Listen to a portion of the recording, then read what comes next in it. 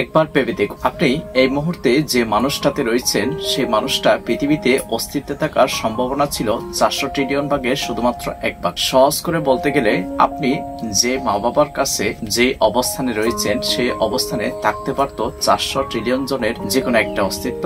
আর এই মুহূর্তে সেটা হলেন কোটি কোটি স্পার্মের মাঝে শুধু একটা স্পার্ম যা আপনার ডিএনএ কে বহন করছিল। সেই স্পার্মটি উপযুক্ত সময়ে কোন একটা ডিম্বাণুর সাথে যুক্ত হয়ে আপনার জন্মটাকে সুনিশ্চিত করেছে। এ পর্যন্ত 117 বিলিয়নেরও বেশি মানুষ পৃথিবীতে জীবন ধারণ করেছে। আর এই মুহূর্তে আমরাও প্রায় রয়েছি 8 বিলিয়নেরও বেশি মানুষ। আমরা প্রত্যেকে সূর্যাস্তকে উপভোগ করতে পারছি, রাতের আকাশটি উপভোগ করতে পারছি, বাতাসে পাতার নড়াচড়া আমরা উপভোগ করছি। সবচেয়ে বড় বিষয় হলো আমাদের প্রিয়জনের মুখের হাসি আমরা উপভোগ করছি। It's just amazing. দেখুন, আপনার অবস্থানে থাকতে পারতো অনেকগুলো অস্তিত্ব, কিন্তু তারা কেউ জন্মগ্রহণ করতে পারেনি। So it's not a luck, it's a cosmic level of exit. You are the most special living entities as that ever was. পুরো ভিডিও লিঙ্কটি আমার ডেসক্রিপশনে দেওয়া আছে, দেখার অনুরোধ রইল। ধন্যবাদ সবাইকে।